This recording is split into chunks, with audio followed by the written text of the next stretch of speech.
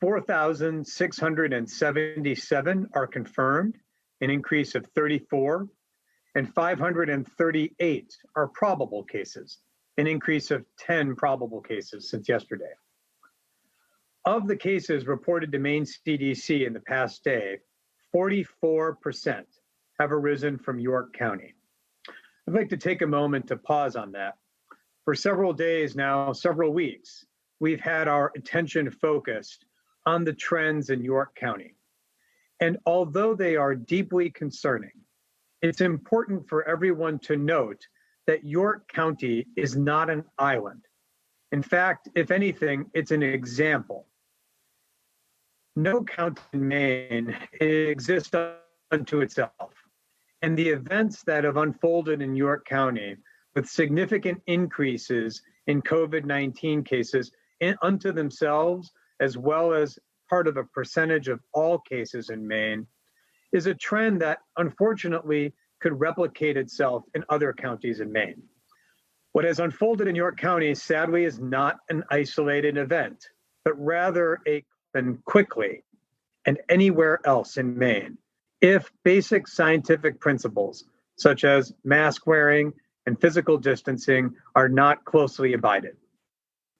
We'll be talking a bit more in a moment about some of the other epidemiological shifts that we've detected and have put a spotlight on as they relate to Maine.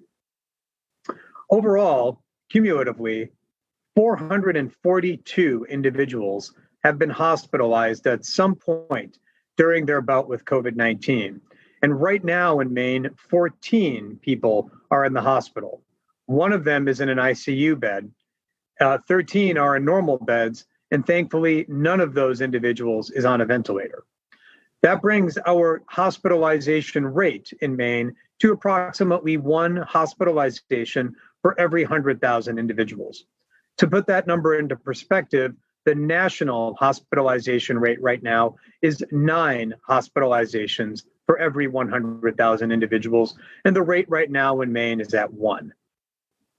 Sadly, 140 individuals have passed away with COVID-19, which is the same number as it was yesterday, and 4,478 have recovered, an increase of 33 recoveries since yesterday.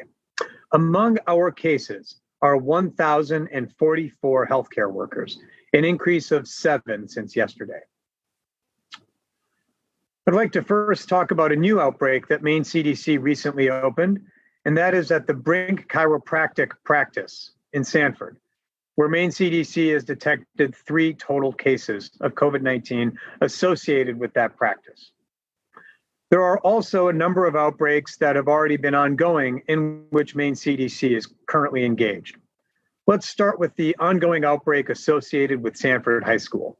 There remain 12 cases associated with that outbreak. Maine CDC has worked very closely with Superintendent Nelson and his entire team to arrange for a testing site to be stood up for staff members, faculty members, and students of Sanford High School and the associated technical school to ensure that everyone who had attended school or is part of that school community, that is to say students, faculty, and staff, can obtain COVID-19 testing. Achieving a high rate of COVID-19 testing among students, faculty, and staff of Sanford High School will be a critical way for school officials as well as public health officials to gauge the extent to which COVID-19 may have spread through the school community. That determination is helpful as school officials are making determinations of when and how to return to in-classroom education. If you happen to be watching and you're part of the student body, the staff, or the faculty at Sanford High School, you've probably already received communication about this testing event that's going to be taking place. I strongly urge everyone, students, faculty, and staff alike, to take advantage of that testing opportunity to see whether if you've contracted COVID-19, both for your own personal health, as well as the health of those around you, as well as to help inform decisions about when and how to come back to school in classroom in different ways. The next outbreak I'd like to provide an update on is that at the ND paper mill in Rumford, where there are now a total of 23 cases, an increase of 2 cases since yesterday. ND paper is starting its next round of universal testing. Last round, they tested approximately 700 individuals, and they hope to test approximately the same number of folks this time around. What we've seen with outbreaks of this sort, however, not just at the one in Rumford, but other similar outbreaks, is that given the centrality of the paper mill in the lives of Rumford and people in Rumford, the paper mill itself is potentially just an intersection of many other lives and pathways that may otherwise cross outside of the paper mill. All of that is to say, one of the central epidemiological questions that we are looking at is whether the paper mill itself was the site of transmission or just the place in which the transmission happened to be detected. I'd like to take a second to thank all the officials at ND Paper for their assistance in working with Maine CDC to set up these testing sites. As a result of those, we are better able to characterize who's been affected, and thus provide the best available scientific advice on how to keep the outbreak in check. I'd like to take a moment to provide an update now on some testing metrics. First, let's talk about positivity rate. Based on 8,088 PCR tests reported to Maine CDC, the one-day point positivity rate in Maine was 0.45%.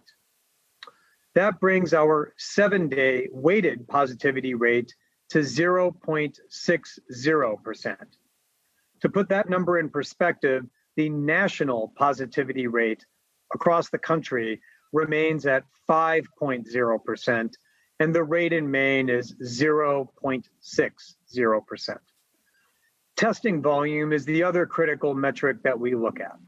Right now, the testing volume in Maine is at 439 tests for every 100,000 people right now.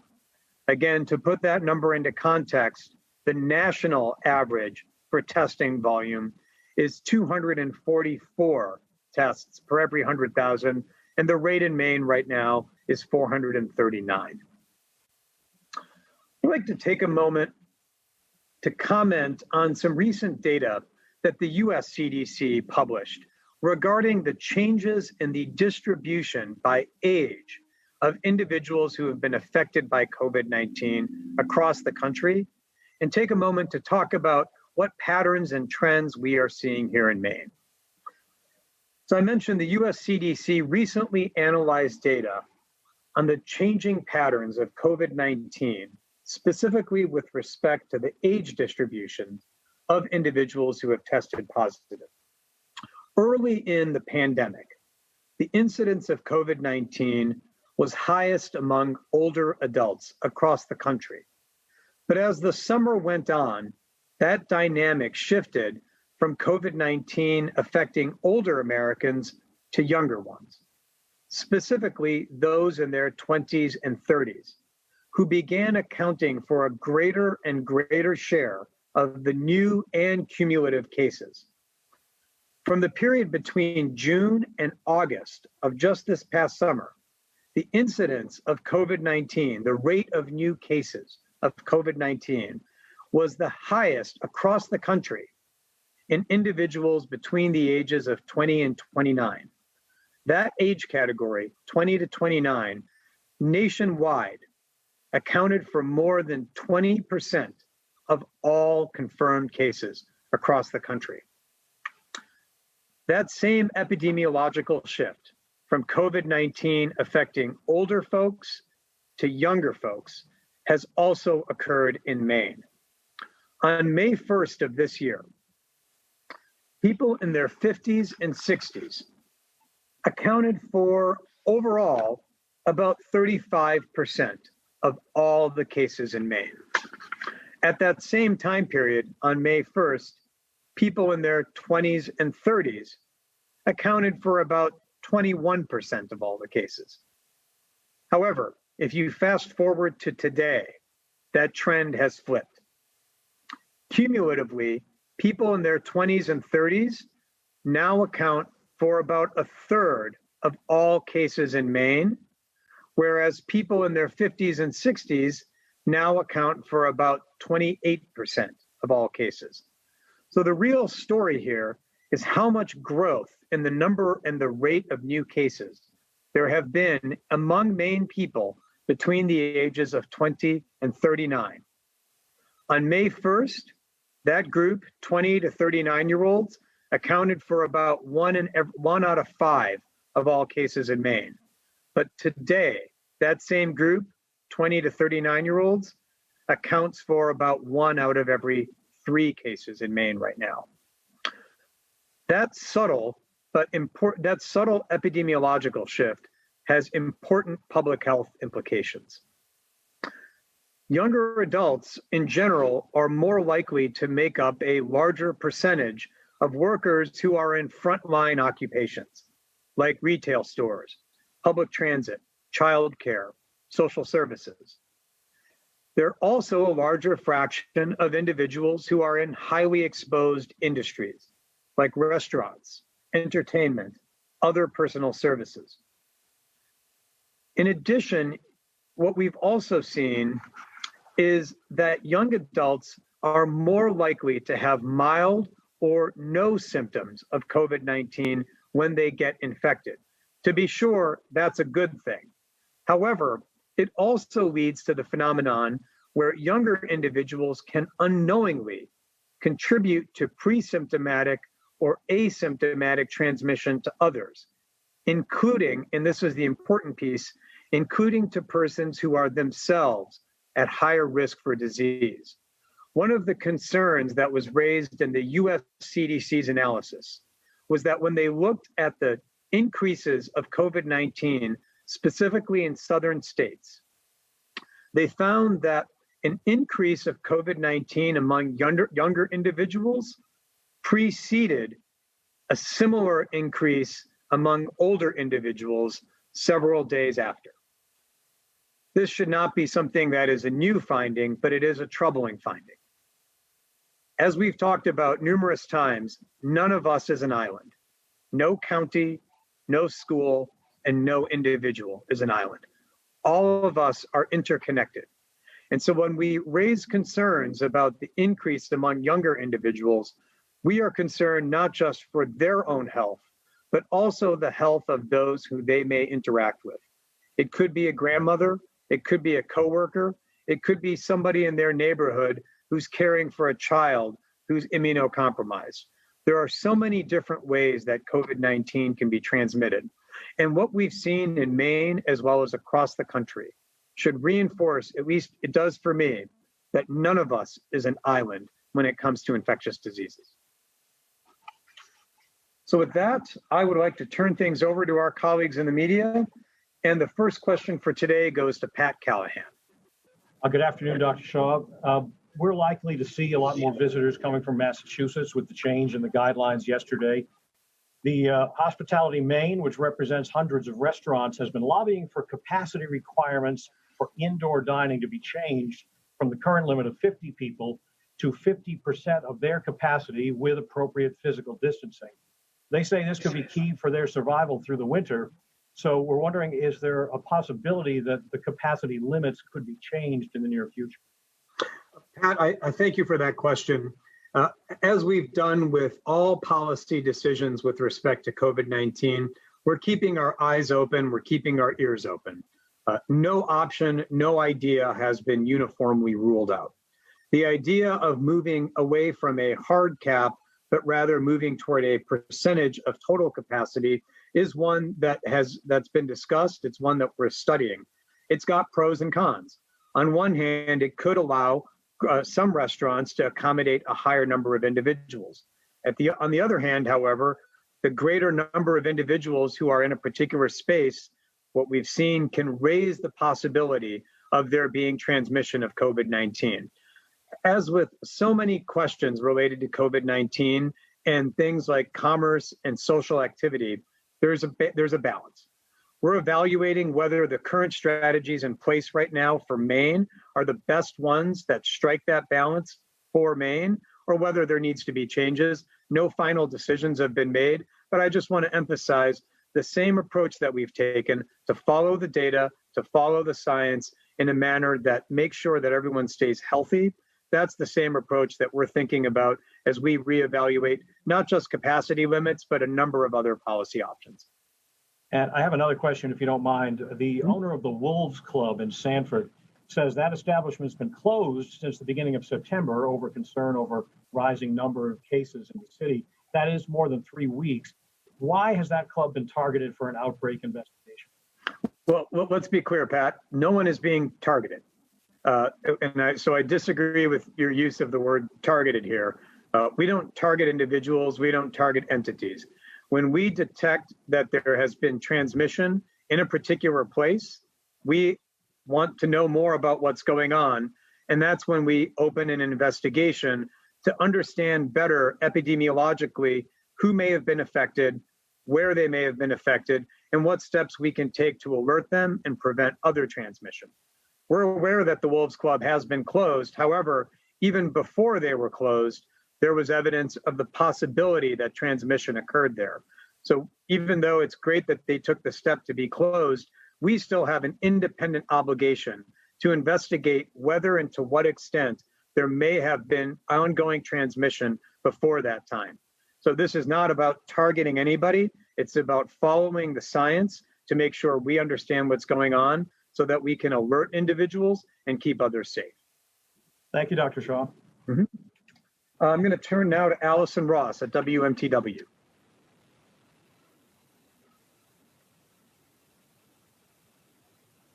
Allison? We'll come back to Allison in a moment while I turn to Brian Sullivan at WABI.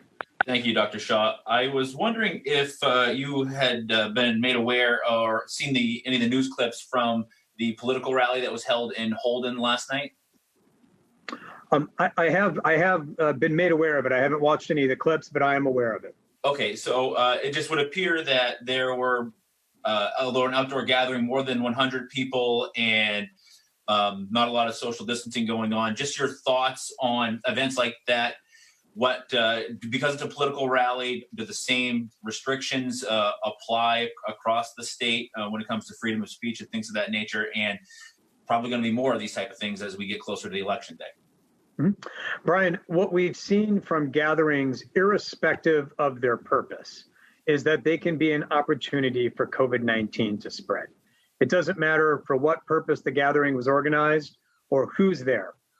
What we've seen is that whether it's a wedding, whether it's a funeral, whether it's any type of place where people are together for a long period of time in high density, COVID-19 can pass from person to person to person, potentially even generating outbreaks. My message for anyone who is contemplating attending any such gathering like that is to do the things that we have seen now can keep yourself safe and keep others around you safe. Namely, wearing a face covering and, as much as possible, introducing as much physical distance. If you're watching right now and you happen to have attended that gathering, my request to you is that you keep tabs on whether you're feeling okay and have any symptoms. If you develop symptoms associated with COVID-19, cough, shortness of breath, a fever, if you happen to develop symptoms of that nature, I would ask that you do two things.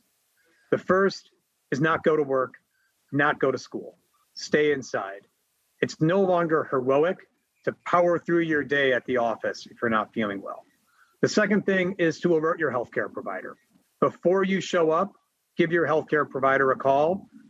They can help you arrange for testing, either at their office or at a swab and send site, so you can get a better handle of what's going on. Any gathering, especially a large gathering, especially a prolonged gathering, introduces a risk of COVID-19.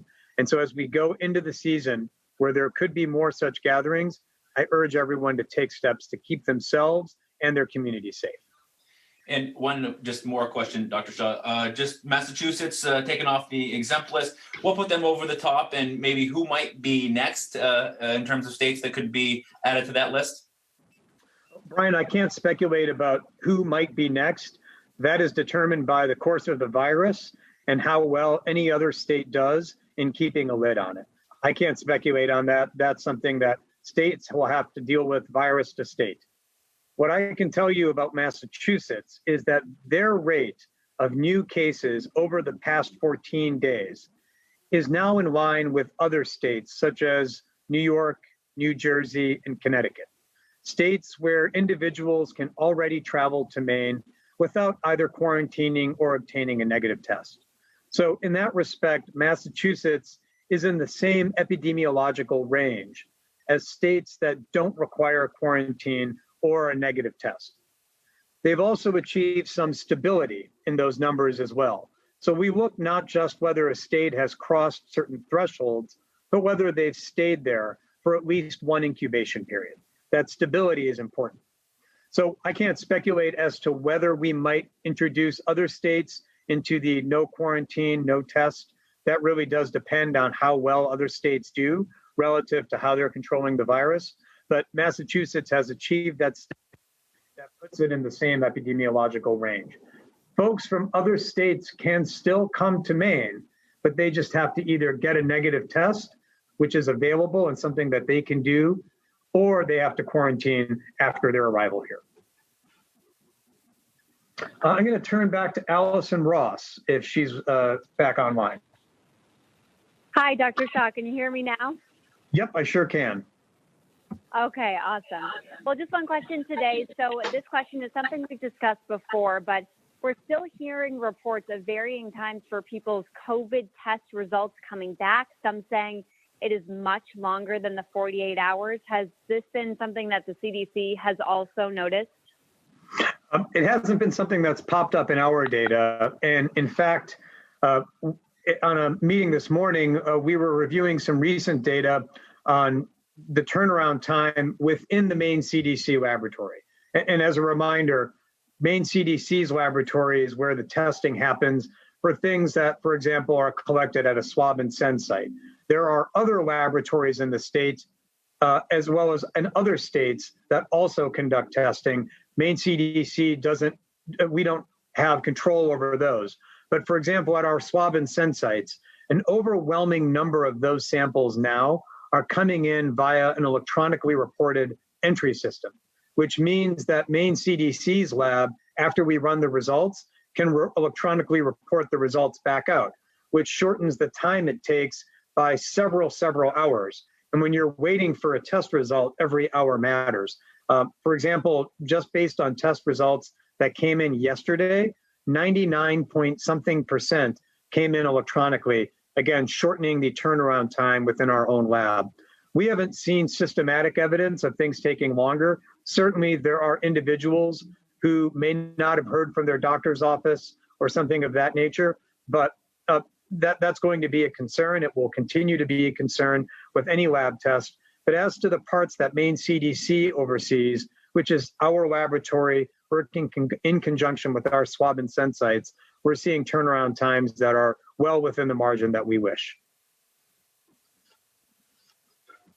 I'm going to turn now to Patty White at Maine Public. Thanks, Dr. Shah. I had a question about that CDC report that you mentioned. You said that in southern states in particular, that an increase in cases among younger individuals preceded an increase among older individuals. Have you seen that in Maine? Are there some specific examples where you've seen that happen? We haven't detected that exact pattern happening in Maine yet, Patty, but I want to caution that patterns of that nature are really only observable when you've got massive numbers. Short of having massive numbers, it's difficult to draw a causal relationship between those two because the numbers can fluctuate. And if you're not careful, you can draw a hasty conclusion.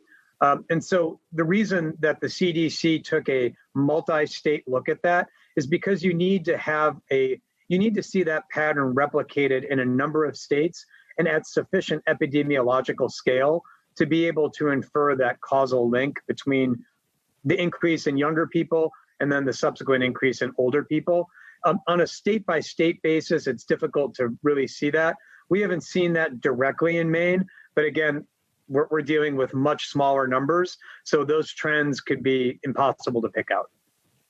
So I'm sorry, I don't want to belabor this more. It could absolutely be happening in Maine. It would make entire logical sense for that trend to be happening in Maine, but the numbers in Maine are thankfully small, and so detecting it may not be something that's readily apparent, even though based on everything we know about epidemiology and infectious diseases, it's likely happening, but thankfully our numbers are small and it could be shrouded by those small numbers. Got it. And can you also remind us how many outbreaks there are currently in York County?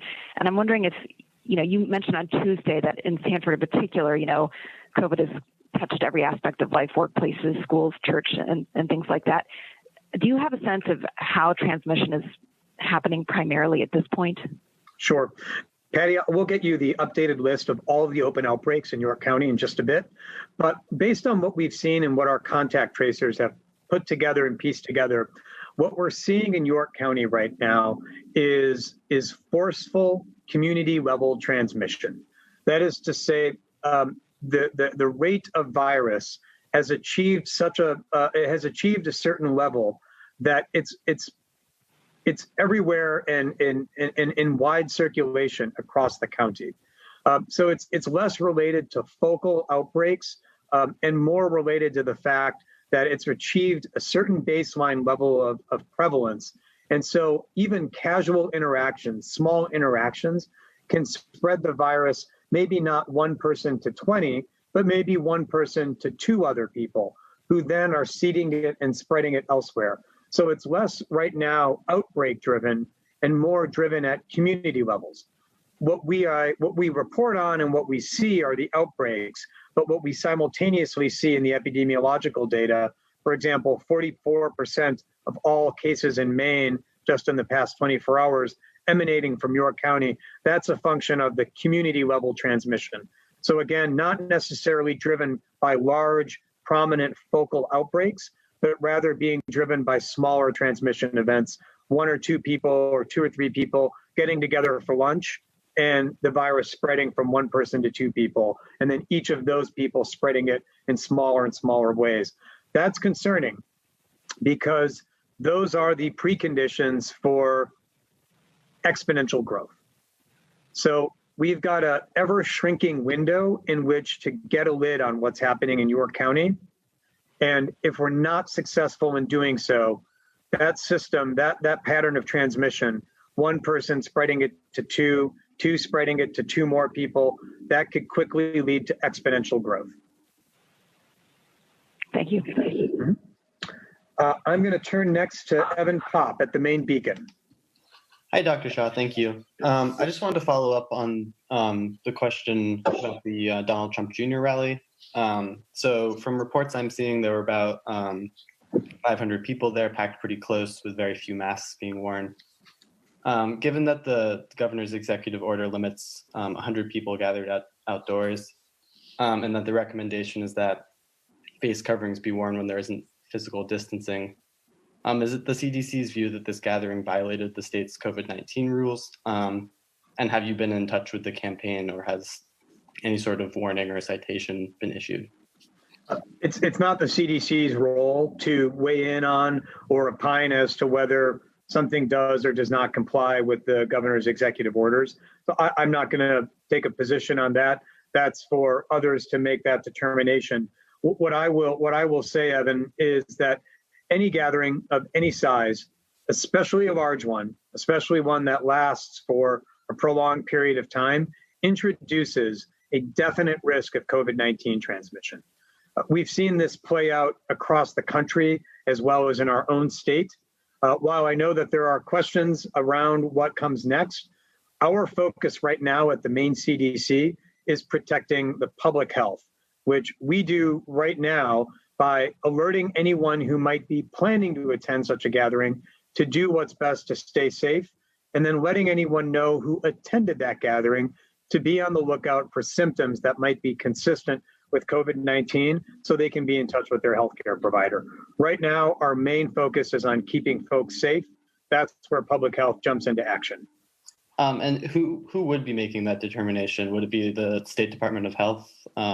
Is that who would kind of be jumping on that?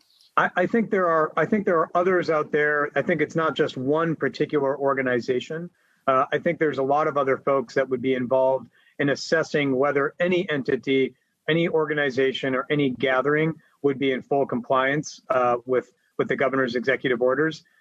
It's not just one entity. I think there's lots of folks who would need to analyze it.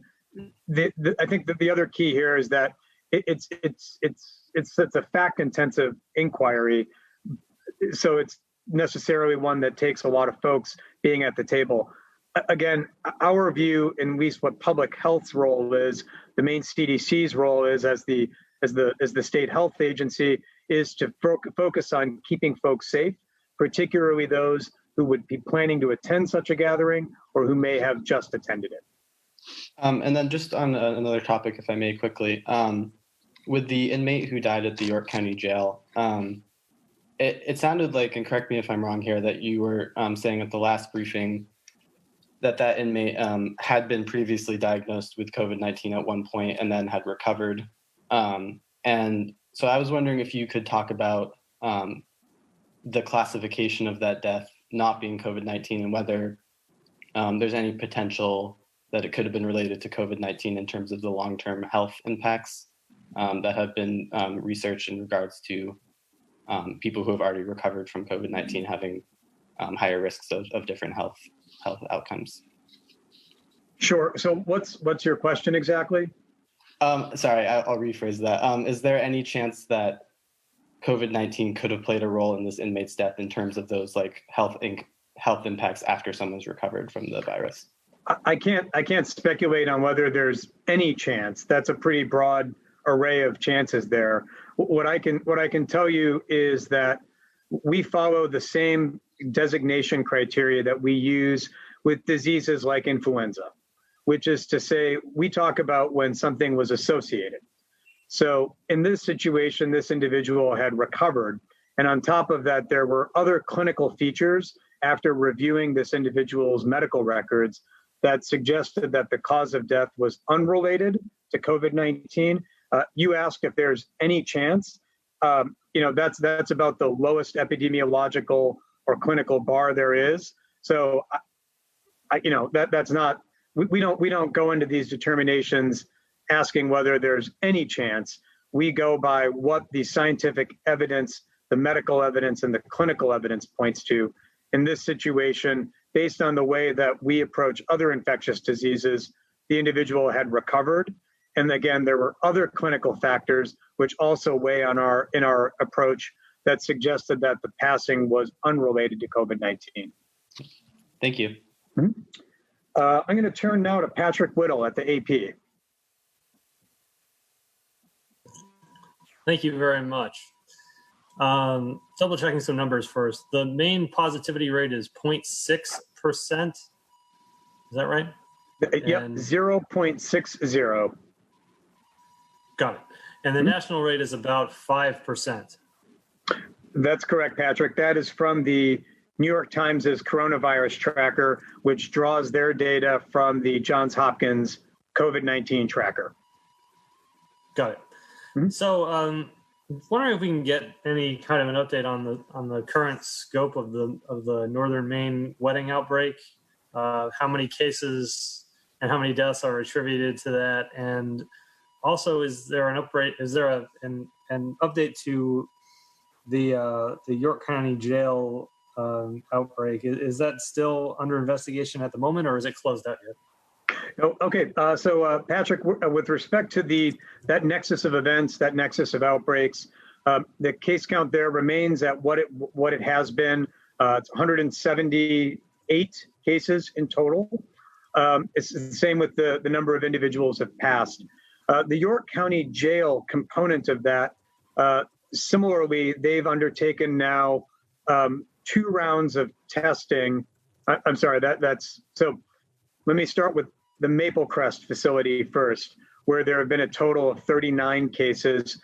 They've now undertaken 2 rounds of testing without detecting any new cases. That's a positive sign. Similarly, with the York County Jail, they've undertaken rounds of testing. They did, I think, detect 1 additional case approximately 1 week ago. And we'll get you the exact dates on which these new data came out. Both the Maple Crest as well as the York County Jail are still in their active outbreak designation, however. Generally speaking, not always, but generally, we start looking to close an outbreak 2 incubation periods after the last detected case.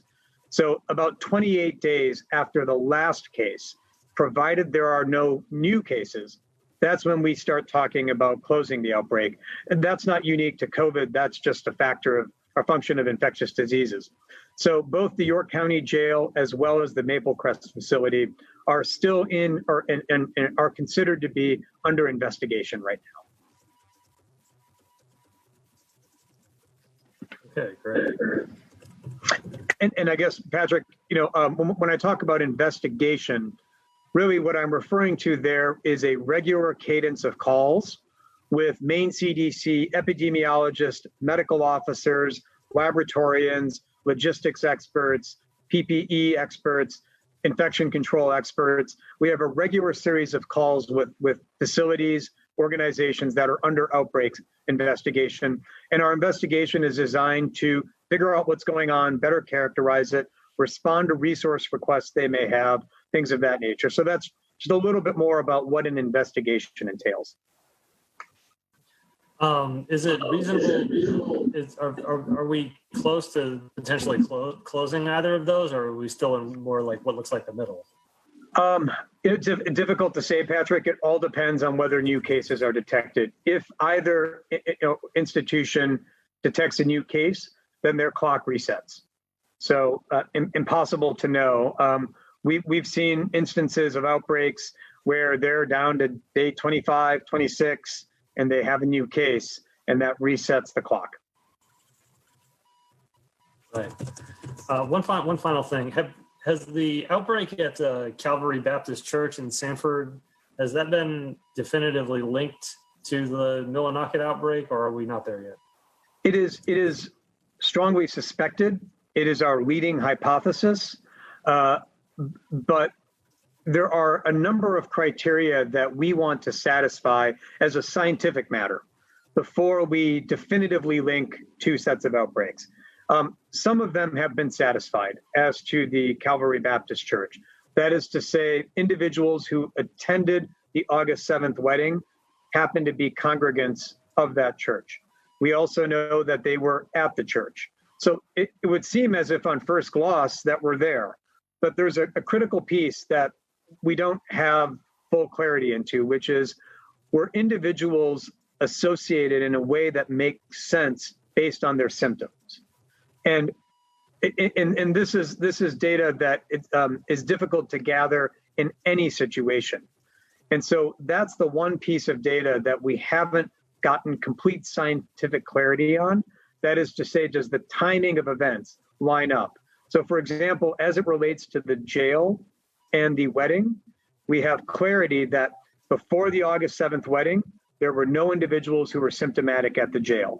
We know that one individual attended the wedding and then subsequently went back to work at the jail. And then subsequent to that, we started seeing individuals report symptoms at the jail. And then we started seeing positive diagnoses. That's the temporal series of events that we need to satisfy. That is to say, it's got to be causative, not correlated. I'm going to turn now to Amy Brown at WERU. Thank you, Dr. Shah. Can you hear me okay? I can, Amy. Okay, I'm getting some feedback. Is the total number of cases still at, I believe it was 10 associated with the church? That's correct. And are you satisfied that there's been sufficient testing there, that there was cooperation with testing among the folks involved with the church? The testing in that situation was one where individuals were recommended to be tested. I don't offhand know what percentage of members of the church got tested. That would be a question that church members themselves could answer. We recommended that they be tested and utilize one of the available swab and send sites. That's what we do in any outbreak situation. And so I don't know offhand what percentage of individuals availed themselves of that testing. We do know that some testing happened because we initially knew of 5 cases, and we detected a subsequent set of 5 cases because individuals did get tested. So we do know that some testing happened. Your question is, are we satisfied? Offhand, I don't know exactly what percentage of individuals subsequently availed themselves, but we do know that it happened, and that helped us better characterize what was happening. But like with the other places where you're going to close an outbreak after 28 days or so of no new positive tests, it doesn't sound like this one's being handled exactly that way with additional rounds of tests and being able to determine when the outbreak is over. So, sorry, could you tell me exactly what you mean? With the other outbreaks, some of the other situations, you've been able to do additional rounds of testing to determine when the outbreak is over, when there hasn't been a new case for a period of about 28 days, as you were just describing. It doesn't sound like additional rounds of systemized testing are happening in this situation. Is that correct? No, we're recommending that individuals associated with the church be tested. We can associate those results with the church through our lab information system. So we use the same criteria to close out an outbreak, that is to say, whether there are new cases that are associated with it. So we use the same set of criteria, whether it's a jail, whether it's a nursing facility, whether it's a church. But with a nursing facility, you'd be following up on whether or not they are following through on the testing. In this particular situation, if you don't see any numbers, that could either mean nobody else has tested positive. That means nobody else has tested positive.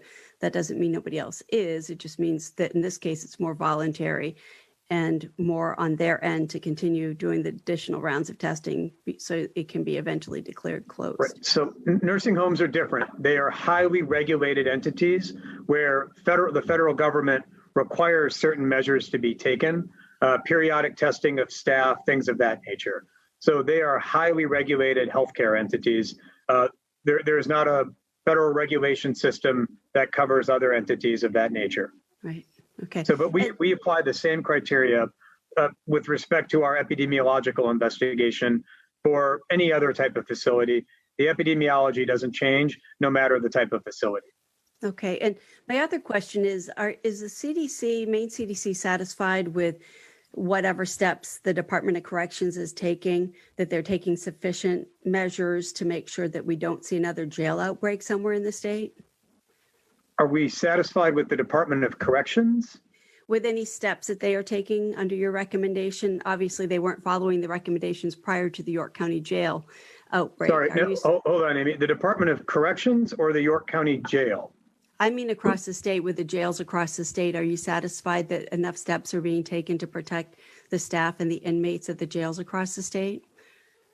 Just to be clear, the Department of Corrections does not operate the York County Jail. And we work very, very closely with the Department of Corrections on all matters related to the operation of screening, testing, and management of COVID-19 in correctional facilities across the state. The Department of Corrections would be better able to talk about their interactions with the jail from a corrections standpoint, but we work very closely with the Department of Corrections. I speak with one of their deputy commissioners literally every morning to check in on how things are going from a corrections/public health perspective. So I've been very, very pleased with the level of cooperation and joint effort and shared effort that we've had with the Department of Corrections. Okay, that was my question. Thank you. I'm going to turn now to Dustin at New England Cable News. Hi, Dr. Shah. The first question, jumping back to the Massachusetts issue, what more can you say in detail about how this decision was arrived at yesterday, and specifically how yesterday was the day? Well, Dustin, let's first start. I'm going to first start by getting away from the idea that there was the day. These decisions are made based on what the data tell us, not because of a particular date on the calendar. As I mentioned a moment ago, we look for different factors, one of which is, has a state started to get into the same ballpark, the same range as other states have? In this case, Massachusetts started that process about 2 weeks ago. But we don't look to whether they've just gotten their foot in the door. We want to see whether they're fully in the room. And in that case, we wanted to see stability in their data to make sure that what we were seeing 2 weeks ago wasn't a momentary blip. So as we continued to review the data several times per week, we started seeing that stability emerge. When we took a look at the 14-day mark, that is to say one full incubation period, we saw that the stability had been in place for a full incubation period. That tells us that the place that they've arrived at, again, is not a quirk, it's not a random finding, but really does signify that they've made epidemiological progress. So that was, in addition to seeing them achieve certain thresholds, that stability is the other piece that we really wanted to see as well. Other states like New Mexico and Colorado floated on Massachusetts low-risk state list. I know you sort of addressed that earlier. For any states aspiring to be on Maine's list of states without the quarantine or test requirement, is there a specific rate that they should be looking for? It's not a specific rate. In general, our principle has been to look for states that are in that same epidemiological ballpark as is Maine. And now, really, as is much of the Northeast, except for Rhode Island, who is not quite yet in that ballpark. And so it's really about whether they are in the same, have that same set of epidemiological criteria. The two that we particularly focus on, not exclusively, to be clear, but that we really do look at are the positivity rate, as well as the number of new cases adjusted for population over the last 14 days. There are other factors that we take into account. For example, the presence of really large outbreaks, the nature of who might be traveling, things of that nature. So we take into account those other factors, those other prudential factors. But really, from an epi perspective, we look at what is their testing showing, which gives us a sense of how much testing they're doing, and then how many people are coming up as positive as a result of that. We've talked about and continue to talk about other states as well. Certainly other states in the Northeast are where we often start the discussion because of the frequent travel to and from. But we also look at other states, as you kind of referenced, Dustin, they make up a smaller percentage of arrivals into Maine, but we do take a look at them.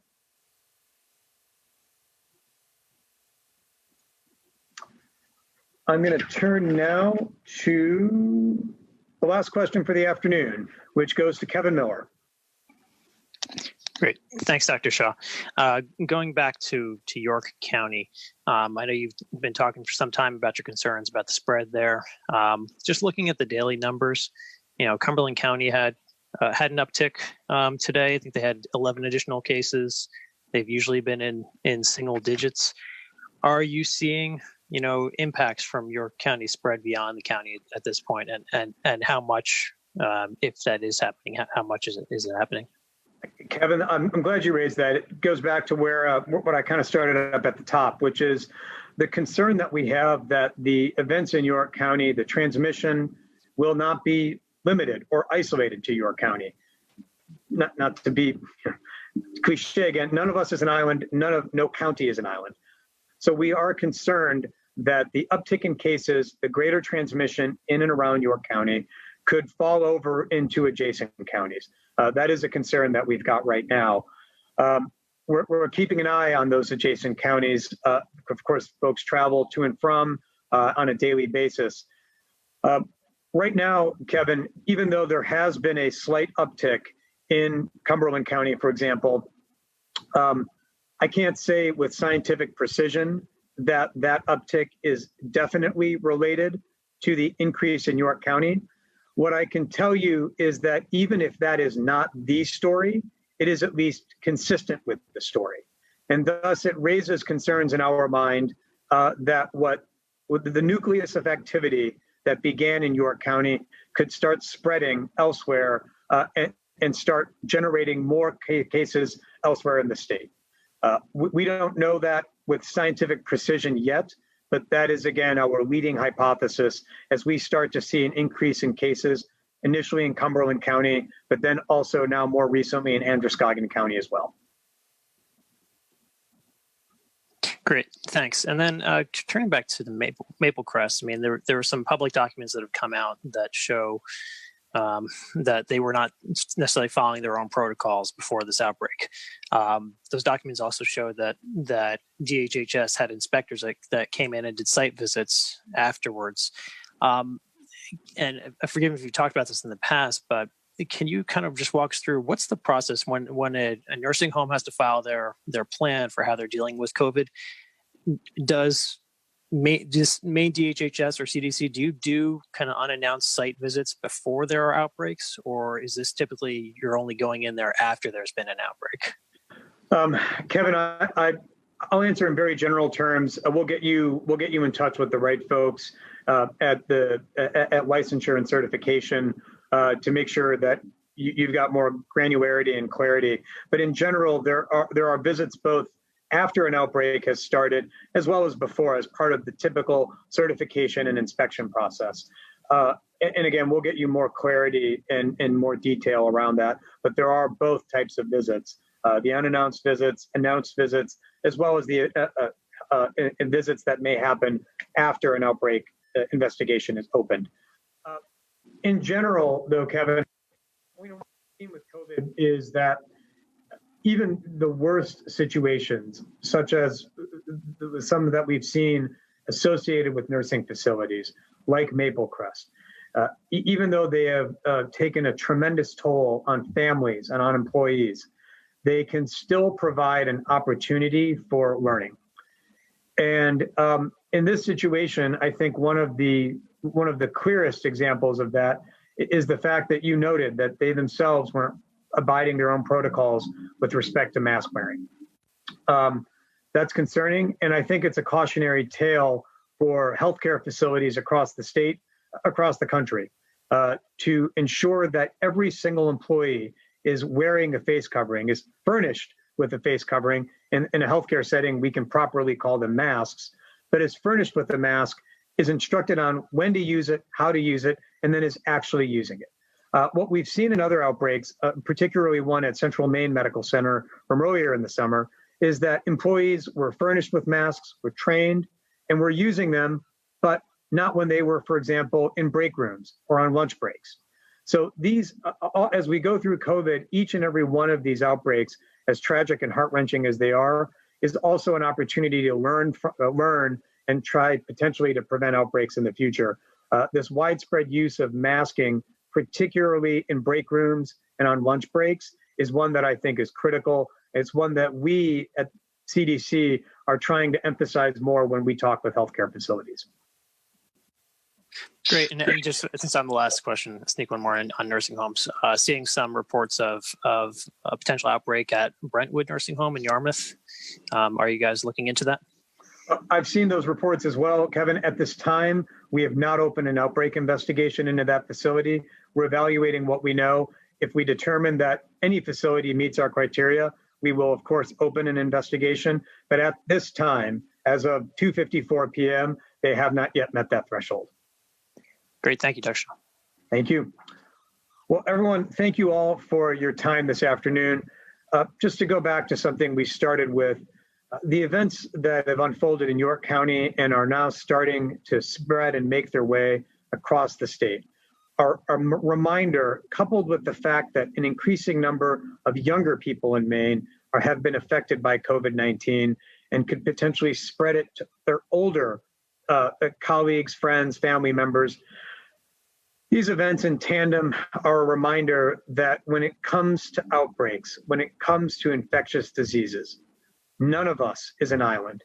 No city is an island, no town is an island, no school is an island, no county is an island. This is a great opportunity to remind everybody that if you have not been out there wearing a face covering and maintaining physical distance, now is a time to do so.